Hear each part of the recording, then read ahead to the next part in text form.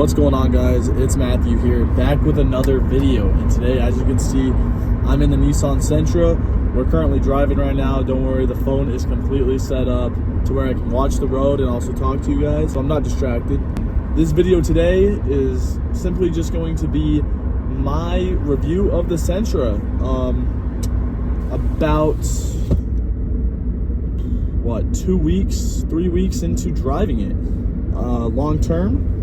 And I'm gonna let you guys know what I think. I'm gonna go through the quirks, the features. We're actually headed to Reno right now. I gotta get a prom tie. But the SR20D engine and drivetrain is an amazing platform for a beginner learner. Just somebody who's aspiring to create, make a car that's like $500. This car was $500, whatever, $1,000 after fees, and it's absolutely amazing. I'm gonna turn on the AC here because it's pretty hot. I'm gonna roll down the window too. But yeah, it's an amazing car. It's very reliable so far, and that's one of the biggest pros that this car has. And another thing that I like about it, I really enjoy the looks of it.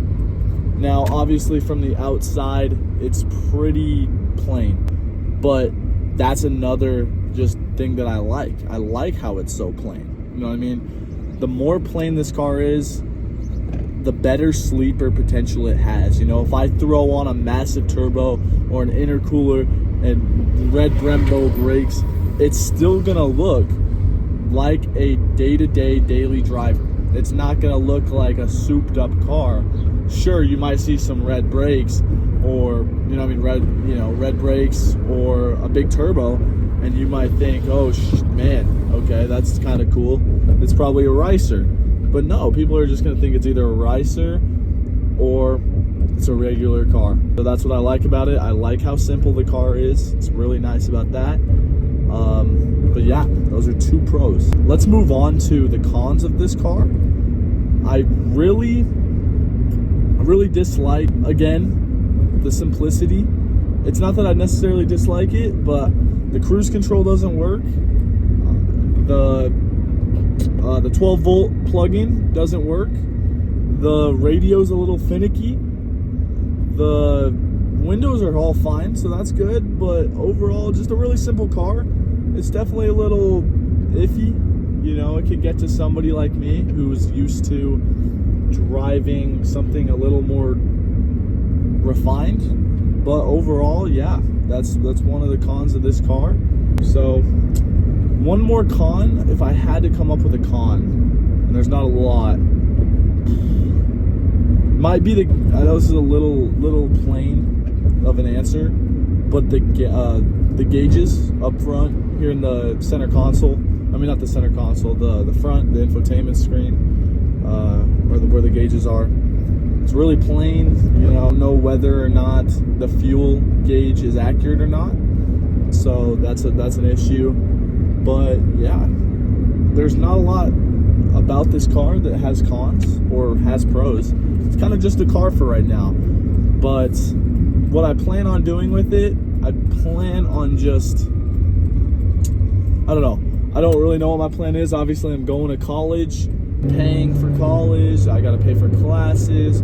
I got to do that stuff.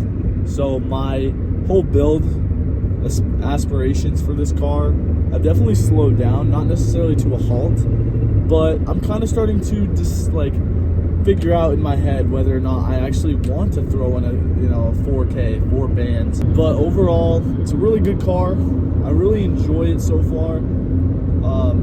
Really, the question is, what do I do to it next? If you guys could give me some suggestions, maybe what mod to do next, that would be appreciated.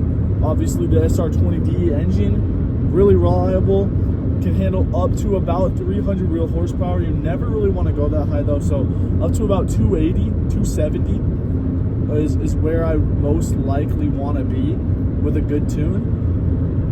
But I don't even know if I want to get to that high. I think a nice solid 230 wheel horsepower to 250 wheel horsepower in this car, definitely achievable with a turbo kit.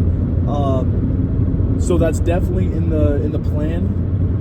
but I just don't know if I even want to throw in all that money into this car when maybe I can just go ahead and buy something else like an SI or something similar like that I know I can depend on always, that's a little newer, that already has a ton of aftermarket support, because this car, done some research, it's pretty inaccessible.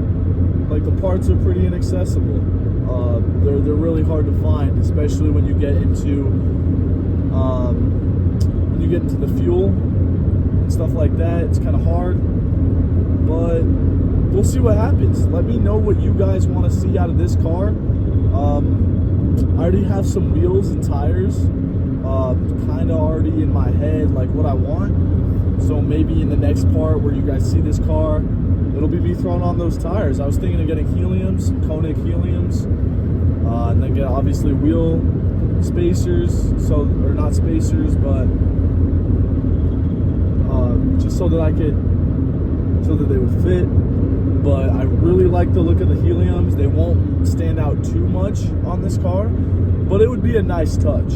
I don't plan on throwing aftermarket brakes on because I do want to go for the sleeper look, but we'll see what happens. So let me know what you guys want to see. Thank you guys for watching. Again, stay tuned for what's in store with me in this car. We'll see what happens, and keep it up, keep watching, keep up the support, and you'll see what happens next. So hit that subscribe button. This is Matthew Jones, and I'll see you guys